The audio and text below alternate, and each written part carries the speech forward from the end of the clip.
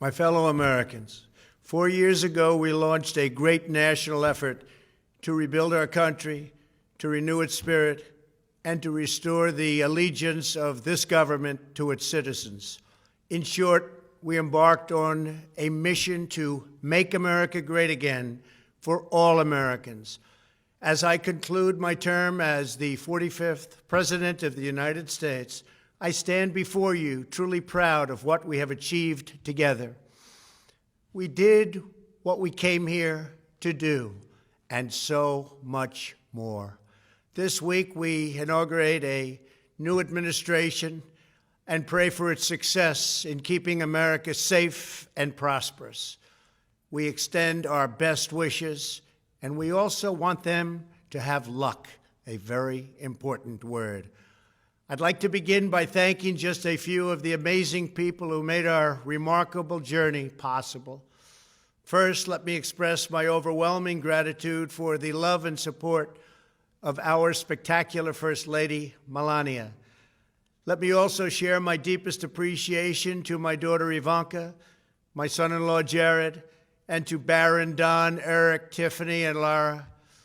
You fill my world with light and with joy. I also want to thank Vice President Mike Pence, his wonderful wife Karen, and the entire Pence family.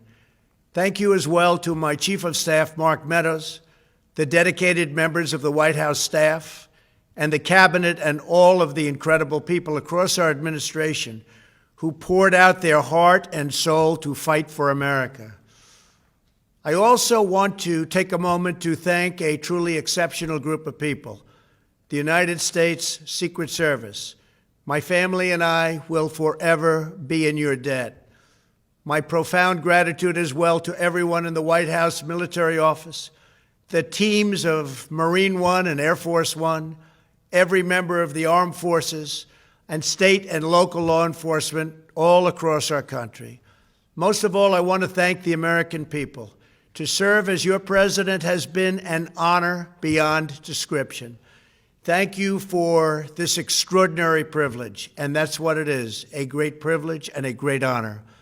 We must never forget that while Americans will always have our disagreements, we are a nation of incredible, decent, faithful, and peace-loving citizens who all want our country to thrive and flourish and be very, very successful and good. We are a truly magnificent nation. All Americans were horrified by the assault on our Capitol. Political violence is an attack on everything we cherish as Americans. It can never be tolerated. Now more than ever, we must unify around our shared values and rise above the partisan rancor and forge our common destiny. 4 years ago, I came to Washington as the only true outsider ever to win the presidency. I had not spent my career as a politician, but as a builder looking at open skylines and imagining infinite possibilities. I ran for president because I knew there were towering new summits for America just waiting to be scaled. I knew the potential for our nation was boundless as long as we put America first. So I left behind my former life and stepped into a very difficult arena, but an arena nevertheless with all sorts of potential if properly done. America had given me so much, and I wanted to give something back. Together with millions of hardworking patriots across this land, we built the greatest political movement in the history of our country. We also built the greatest economy in the history of the world. It was about America first because we all wanted to make America great again. We restored the principle that a nation exists to serve its citizens. Our agenda was not about right or left. It wasn't about Republican or Democrat, but about the good of a nation, and that means the whole nation. With the support and prayers of the American people, we achieved more than anyone thought possible. Nobody thought we could even come close. We passed the largest package of tax cuts and reforms in American history. We slashed more job-killing regulations than any administration had ever done before. We fixed our broken trade deals, withdrew from the horrible Trans-Pacific Partnership and the impossible Paris Climate Accord, renegotiated the one-sided South Korea deal, and we replaced NAFTA with the groundbreaking USMCA. That's Mexico and Canada, a deal that's worked out very, very well. Also, and very importantly, we imposed historic and monumental tariffs on China, made a great new deal with China. But before the ink was even dry, we and the whole world got hit with the China virus. Our trade relationship was rapidly changing. Billions and billions of dollars were pouring into the U.S., but the virus forced us to go in a different direction. The whole world suffered, but America outperformed other countries economically because of our incredible economy and the economy that we built. Without the foundations and footings, it wouldn't have worked out this way. We wouldn't have some of the best numbers we've ever had. We also unlocked our energy resources and became the world's #1 producer of oil and natural gas, by far. Powered by these policies, we built the greatest economy in the history of the world. We reignited America's job creation and achieved record low unemployment for African Americans, Hispanic Americans, Asian Americans, women, almost everyone. Income soared, wages boomed, the American dream was restored, and millions were lifted from poverty in just a few short years. It was a miracle.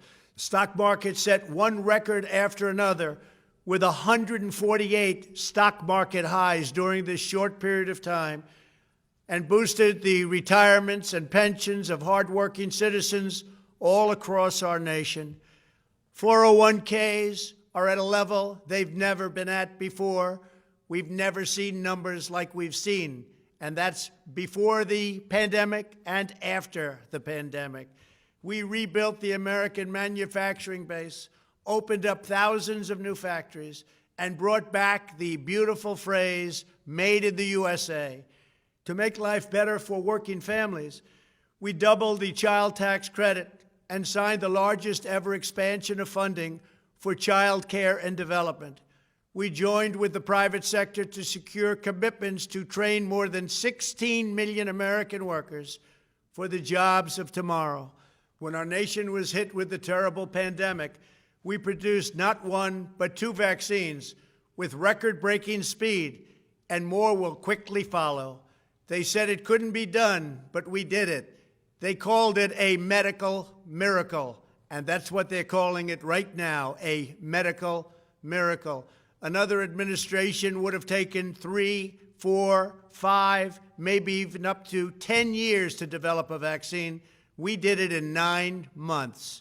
We grieve for every life lost, and we pledge in their memory to wipe out this horrible pandemic once and for all.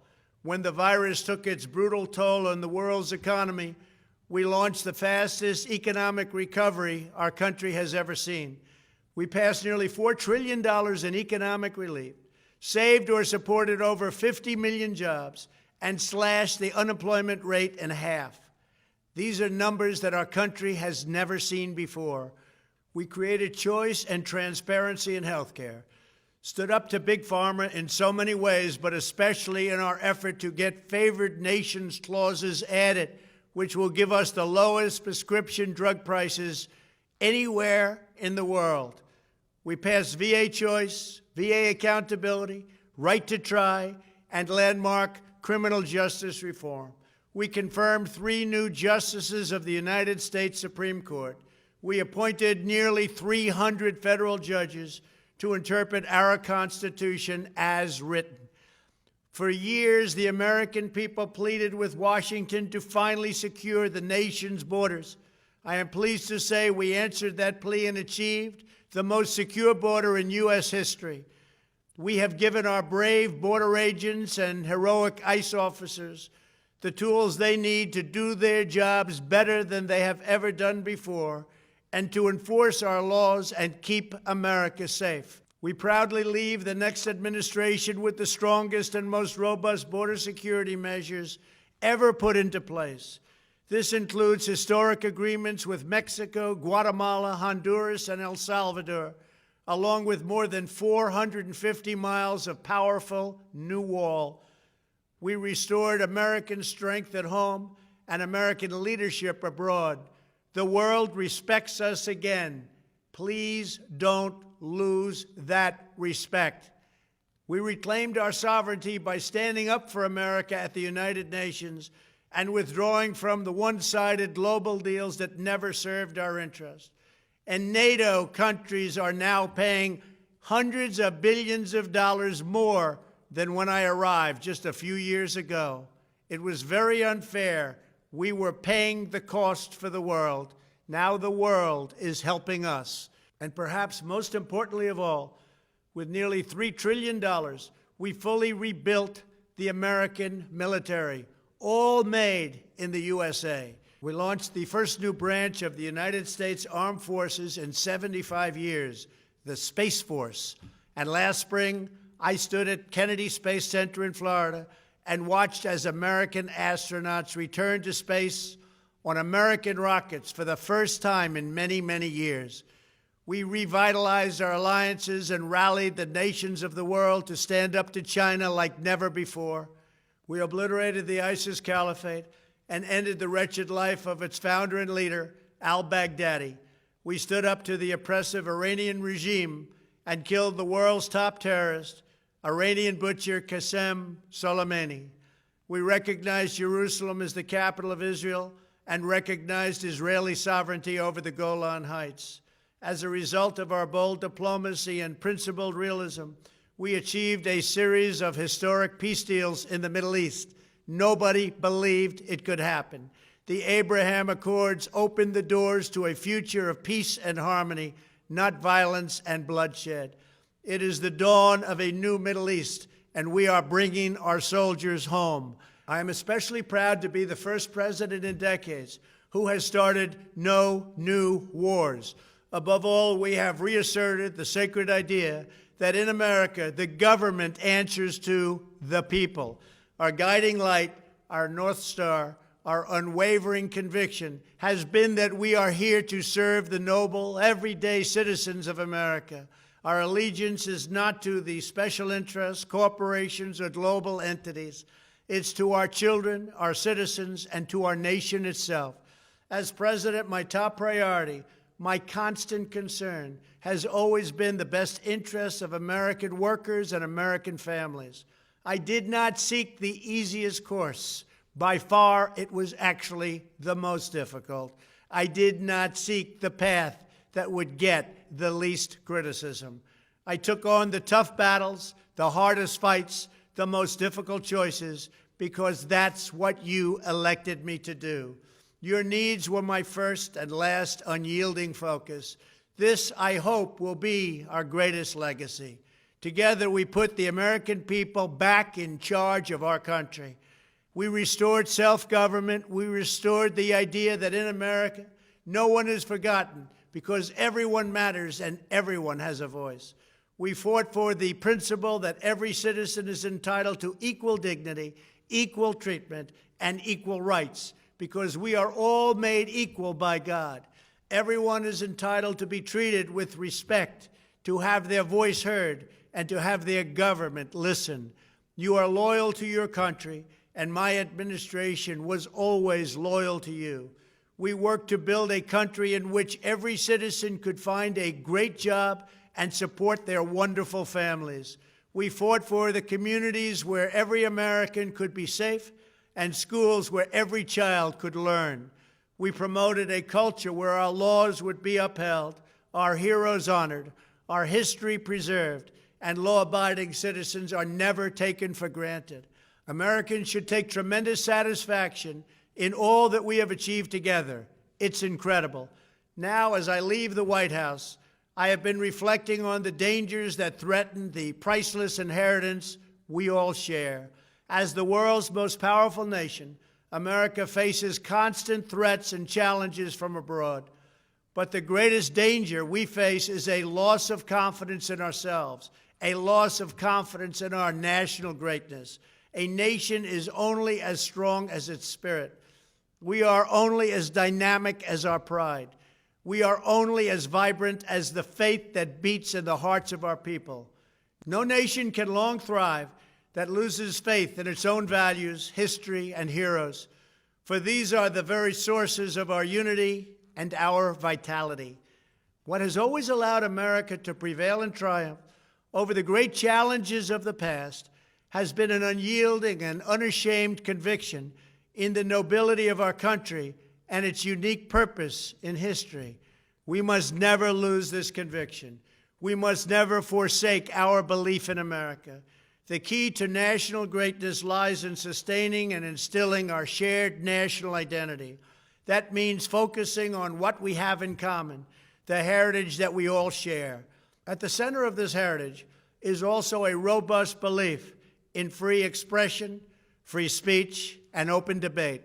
Only if we forget who we are and how we got here could we ever allow political censorship and blacklisting to take place in America.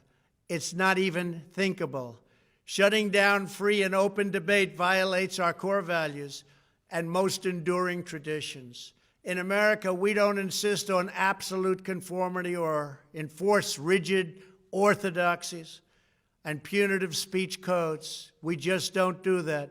America is not a timid nation of tame souls who need to be sheltered and protected from those with whom we disagree. That's not who we are. It will never be who we are. For nearly 250 years, in the face of every challenge, Americans have always summoned our unmatched courage, confidence, and fierce independence. These are the miraculous traits that once led millions of everyday citizens to set out across a wild continent and carve out a new life in the Great West. It was the same profound love of our God-given freedom that willed our soldiers into battle and our astronauts into space. As I think back on the past 4 years, one image rises in my mind above all others. Whenever I traveled all along the motorcade route, there were thousands and thousands of people.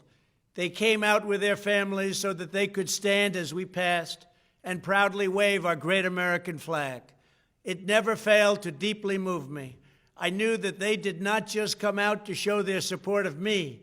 They came out to show me their support and love for our country. This is a republic of proud citizens who are united by our common conviction that America is the greatest nation in all of history. We are and must always be a land of hope, of light, and of glory to all the world. This is the precious inheritance that we must safeguard at every single turn. For the past 4 years, I have worked to do just that. From a great hall of Muslim leaders in Riyadh to a great square of Polish people in Warsaw, from the floor of the Korean Assembly to the podium at the United Nations General Assembly, and from the Forbidden City in Beijing to the shadow of Mount Rushmore, I fought for you, I fought for your family, I fought for our country. Above all, I fought for America and all it stands for, and that is safe, strong, proud, and free. Now, as I prepare to hand power over to a new administration at noon on Wednesday, I want you to know that the movement we started is only just beginning. There's never been anything like it. The belief that a nation must serve its citizens will not dwindle, but instead only grow stronger by the day. As long as the American people hold in their hearts deep and devoted love of country, then there is nothing that this nation cannot achieve. Our communities will flourish, our people will be prosperous, our traditions will be cherished, our faith will be strong, and our future will be brighter than ever before. I go from this majestic place with a loyal and joyful heart, an optimistic spirit, and a supreme confidence that for our country and for our children, the best is yet to come. Thank you and farewell. God bless you. God bless the United States of America.